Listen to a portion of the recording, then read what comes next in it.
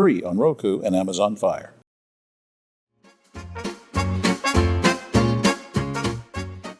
Back now on Triad today, and we'd like to tackle sort of a serious topic about energy and how it's related to economic growth. And I want to do that with two good friends on the far right. Of course, our buddy Hank Henning, who's the manager of government community relations with Duke Energy, and he brought along a very special guest. Danielle Buckins is Director of Economic Development for Duke Energy. Good to see both of you. Thanks for having us. Hank, let me start with you, buddy. I understand you wanted to talk about growth today, but in what context, and why is Danielle here to help out?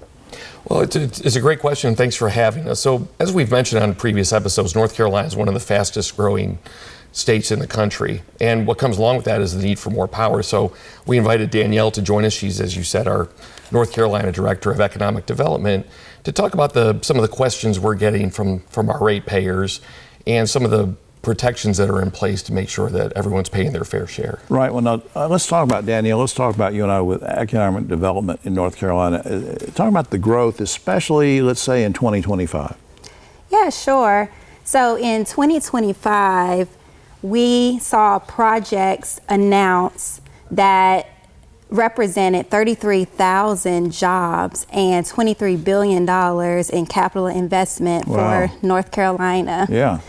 Yeah, it's awesome, and it's not by accident. I will say a lot of folks, including policymakers, the Utility Commission, are doing hard work to make sure that North Carolina is positioned well for growth. Not only that, but North Carolina was ranked the #1 state for business, as well as #3 for population growth. So people want to invest here, work here, and also live here. Yeah, and that's good news, but also slipped into that conversation is, and Hank sent me an email about this one day, is these data centers that seem to be springing up around the country that consume a lot of energy. Now, bring me up to speed on data centers, because there's one of them proposed nearby, and are you recruiting them or what? So as a regulated utility, we must serve customers that are located within our service territory. So our role is not to recruit one industry over another.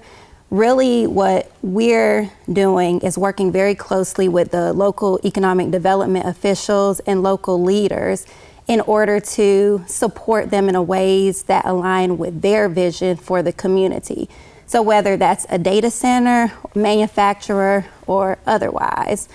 So we play a supporting role, like for here in the Triad, for instance. We would be working with local economic development organizations as well as the Economic Development Partnership of North Carolina. When a prospective business is seeking to locate or expand in the territory, they'll have questions related to electric, and we would help those communities respond to that business. Yeah, well, but very quickly though, I'm also wondering some of the conversations going on about data centers. People want to know, are they going to pay their fair share, or is it going to fall back on me, the consumer, as far as electricity is concerned? Yeah, absolutely. So just to demystify or dispel a myth, we are not incenting data centers to come here. They're not going to receive a discount on their electric bill. Okay.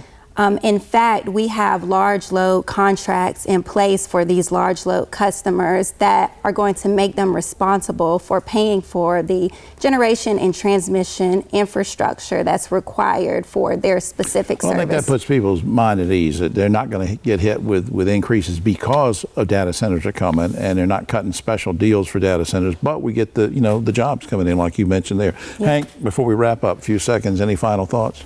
Yeah, thanks again for having us on this topic. Your viewers, I think, have heard this before, but just to reiterate, we don't set our own rates. Whether it's data centers or other customers, there is a very rigorous review and approval process through the North Carolina Utilities Commission that's there to ensure that everyone pays their fair share, and our ratepayers, quite frankly, statewide, are protected. Right. All right, up on screen, duke-energy.com.